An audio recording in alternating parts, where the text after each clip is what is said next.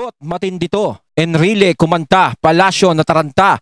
Sa ganti, taong bayan, Castro, PBBM, nanlumo. Ayan, syempre itong balitang ating matutunghayan ngayon ay nagmula kay Banat Kabayan TV. At ito po ang inyong lingkod na si BT na magbibigay ng reaksyon at komento dito sa video na ating matutunghayan ngayon. Ayan, syempre bago natin simulan, nais ko nga palang batiin ngayon, no? Syempre, March 28 ngayon, birthday ni Tatay Digong Rodrigo Roa Duterte, ang ating butihing former president, no? Kailan kaya magkakaroon pa ng susunod na katulad ni PRRD? No, alam natin si BP Sara sana makatakbo sa 2028 at malagpasan niya lahat ng mga pagsubok na dumadaan sa kanya. Pero sigurado malalagpasan ni BP Sara yan hanggang sa maabot niya yung 2028. At pag naabot na ang 2028, ayan na, diyan na magkakasubukan. Yung sinasabi ni Gado noon na si BP Sara daw mahina. Makikita natin yan sa 2028 kung mananalo ba si BP Sara o hindi, kung totoo ba yung sinasabi ni Gado o hindi. Ayan ha. Paano pag nanalo si BP Sara? Yan, Gadon. Dapat merong may pustahan. 'Di ba? Dapat may pustahan kay Gadon eh. Pag nanalo si BP Sara na presidente sa 2028, ano ang pustahan ng taong bayan sa iyo? Dapat pupusta ka sa taong bayan. 'Di ba? Halimbawa, pag nanalo si BP Sara sa 2028 bilang presidente, aalis ka ng Pilipinas, parang ganyan. Aalis ka na dito. Tapos pag natalo si BP Sara sa 2028, aalis na din kami dito sa Pilipinas. Ayan, Siyempre, ayun, happy birthday Tatay Digong. Ayan, siyempre sana humaba pa ang iyong buhay. Ayan, siyempre hiling ng lahat yan. At siyempre yung kalusugan mo talagang mas lalo ka pang lumakas, no? At siyempre, makauwi ka ng Pilipinas. Ayan, wag na natin pagtagalin at sabay-sabay na natin panoorin ang laman ng video na hatid sa atin ni Banat Kabayan TV at bibigyan natin ng reaksyon ang balitang ito. Pasok! Usapan natin ngayon ang post ni Secretary Juan Ponce Enrile. Ayan, syempre bago natin simulan ang video ito, nais ko nga pala magbigay ng credits dito sa boses na madidinig natin ngayon at bibigyan ng reaksyon. Walang iba kundi si General Macanas. Yan, syempre suportahan natin yan si General Macanas, ang ating butihing general. The General's Viewpoint, suportahan nyo at bisitahin pagpatuloy natin. Tungkol sa plano ng ilang grupo ng OFWs na Zero Remittance Week. Zero Remittance Week. Ang unang nag-react nito si Jose Claire Castro, na sabi niya, huminahon lang tayo, mag-isip-isip dahil hindi lang gobyerno ang maapektuhan, pati pamilya nyo. Ay appeal. Nanawagan siya. Ayan nga yung kumakalat ngayon na usapin yung Zero Remittance Week. Yun yung pag nasa ibang bansa, hindi ka muna magpapadala sa mga kamag-anak mo dito sa Pilipinas. Pero kung yung Zero Remittance Week, kumbaga parang parang boycott, parang inaano nila na, hindi kami magpapadala, ganito, ganyan, kasi ganyan ang ginagawa nyo sa namin, ganito, ganyan. Nararamdaman natin, yung mga kababayan nating OFW, yung nasa puso nila, kaya ganun ang nangyayari. Ganun yung gustong gawin. Pero sandali lang, Pero sandali lang. Ako, kahit kailan hindi ko kinokontra lahat ng mga desisyon ng ating OFW. Siyempre, natin yan, mga kaibigan natin yan, mga OFW. Pero ako naiintindihan ko kung bakit. Pero, di kaya naman, siyempre, yung mga kamag-anak sa Pilipinas, siyempre, yung mga naiwan nyo, kasi dito sa Pilipinas, siyempre, umaasa yun kahit papaano. Diba? Sa ipapadala. Diba? Sana, na lang, baka pwede, ibang paraan na lang. Wag na yung remittance kasi, diba? Kawawa din naman yung mga sinusuportahan nyo. Siyempre, kaya kayo naghahanap buhay dyan sa ibang bansa para siyempre matustusan yung pangangailangan ng inyong mga kamag-anak, mga mahal sa buhay, lalong-lalo na kung may mga anak kayo nag-aaral dito sa Pilipinas. At siyempre, yung pangangailangan nila, ng pamilya nyo, diba? Parang mas maaapektuhan din sila. Sana wag naman ganun. Ibahin na lang kung meron pang iba. 'Di ba? Kung meron pang iba para i-boycott yung mga ano, 'di ba? Baka may iba pang paraan. Basta wag lang masasagasaan yung mga pamilya nyo. Kumbaga hindi sila maaapektuhan. Yung sa akin, advice ko lang. No? Pero kung meron kayong paraan, kahit na mag-zero remittance kayo, pero meron pang paraan para matulungan yung mga kamag-anak nyo dito sa Pilipinas, is wala namang problema. Pero kung magsasuffer naman ang mga kamag-anak nyo dito sa Pilipinas, siguro kahit iba na lang gawin nyo, wag na yung wag na yung zero remittance, 'di ba? Kung pwede, mag-isip-isip daw ang mga OFWs yung consequences, yung magiging epekto pag hindi kayo magpadala. O ito, Secretary Juan Ponce Enrile, meron din siyang reminder, babala ba o ano. Binanggit pa nga niya ang Congress. Baka may gagawin ng Congress na hindi maganda para sa OFWs. Kaya, basahin ko. This is a humble, unsolicited reminder to our social and political leaders. Whoever advise Filipino OFWs to suspend the remittance of their earnings abroad to the country should think many, many times about the adverse consequences of that advice to our OFWs. So take note. Lahat sila maamin na may matinding epekto sa bansa pag tutuhanin ng mga OFWs natin na hindi sila magpapadala. Uy, totoo yan. Siyempre, kapag nagpapadala sila, di ba? May mga ano yan, may mga bawas yan, di ba? Yun yung pinaka parang kinikita nung ano natin, di ba? Ng gobyerno. Di ba? So, siyempre, malaking epekto. Alam naman natin, pag ibang bansa, malaki yung nababawas kahit pa paano. No? Pero, siyempre, kung kayo po ay merong hinanakit sa kung ano man ang nangyayari sa ngayon, no? Naiintindihan, ulitin ko, naiintindihan ko po ang inyong manghinaing. Naiintindihan ko kung bakit nagkakaganito at humahantong sa ganitong punto. Pero para sa akin, mas maganda siguro, no? Baka meron pang ibang paraan. Uulitin ko, baka meron pang ibang paraan. Sana hindi maapektuhan yung mga pamilya nyo. No, para hindi maapektuhan. Kasi alam nyo, no, kapag nag-zero limit, hindi kayo nagpadala, ganito ganyan, siguro maapektuhan yung mga, siguro maapektuhan ng konti yung mga, alam nyo na, yung mga kinaiinisan nyo. Pero syempre, ayan, mayayaman na yung mga yan eh. May mga pera na yung mga yan. 'Di ba? Pero ang tanong diyan, 'di ba? Paano naman yung mga kababayan, yung mga kamag-anak nyo dito sa Pilipinas? 'Di ba? Sana yun isipin muna. Alam ko kung meron po kayong pinaglalaban, sana isipin muna natin yung yung kapakanan ng mga naiwan sa Pilipinas. 'Di ba? Yung mga umaasa, syempre mahirap din 'yun para sa kanila. Adverse effect. Ah. Kaya nga si Jose Cler Castro nag-appeal na siya Yung dating matapang na bardagulan, uminahon lang tayo, mag-isip, pamilya nyo maapektuhan din. Kumbaga, isa-isang banda, yung punto ni Castro. Medyo umano. Pero alam nyo na malaking kawalan sa inyo ang mga OFWs. 'Di ba? At nakita naman natin yung mga OFW, no? Sa ibang bansa kung sino ang taong sinusuportahan talaga. Hindi naman kasi hahantong sa ganito, no? Hindi naman hahantong sa ganito, no? Na magiging ganito kalaki ang problema kung tutuusin na haharapin. Kung dumaan lang tayo sa tamang proseso, Sana yun na lang. 'Di ba? Sana inisip nyo muna lahat ng magiging resulta ng gagawin. Hindi yung bara-bara lang. Ngayon kung para sa inyo is legal, tama yung ginawa nyo, bakit maraming kumukontra? Bakit maraming nagsasabing mali?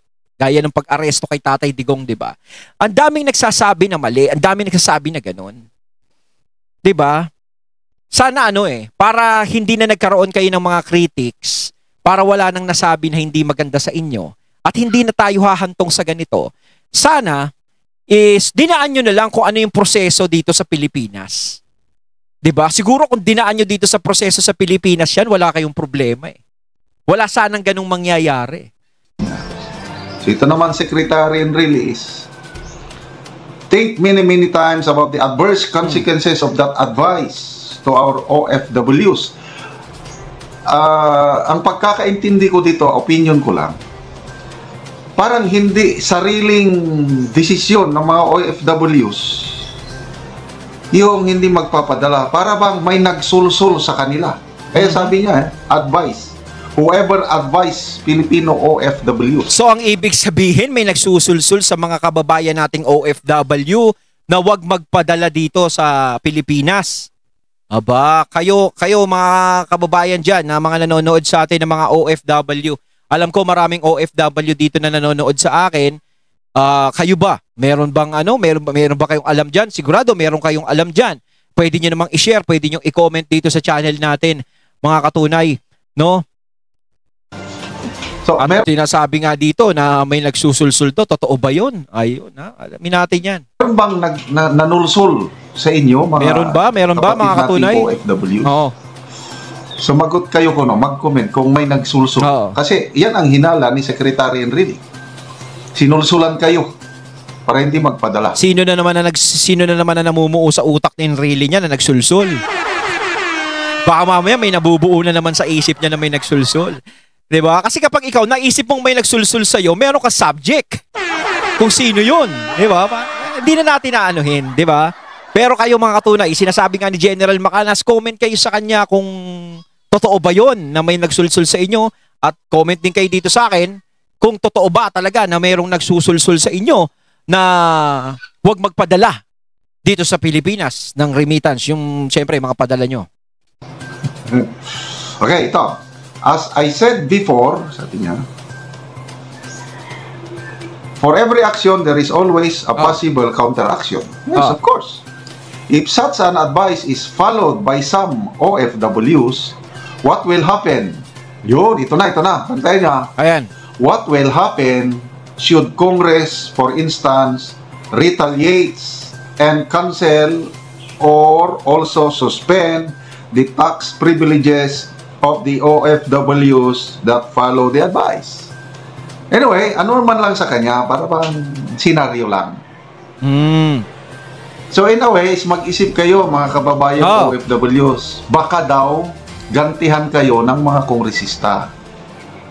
I-cancel ang tax privileges ninyo. Okay?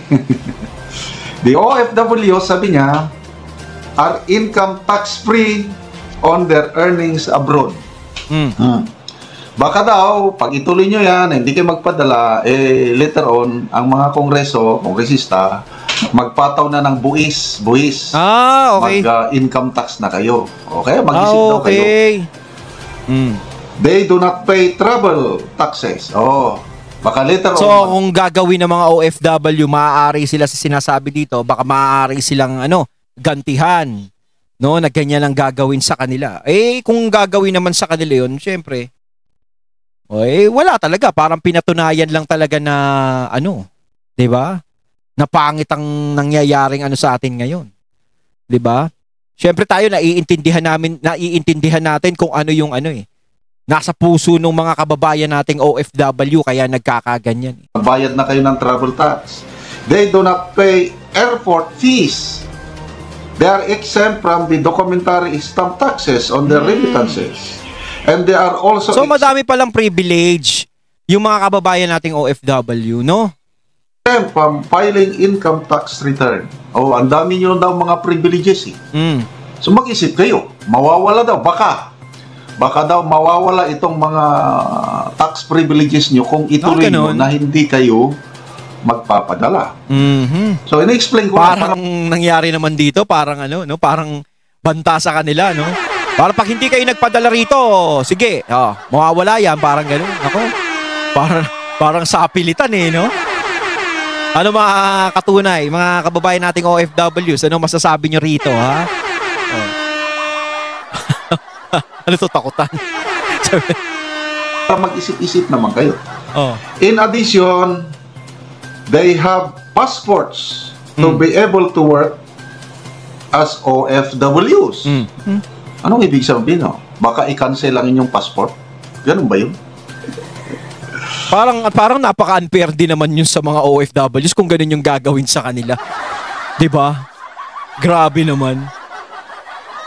Congress granted this. Hindi na tama yun. Kapag ginawa nila sa mga OFW, baka, alam nyo, yung mga OFW, hindi sila ang magsisisi kung gano'n na magiging desisyon sa mga OFW.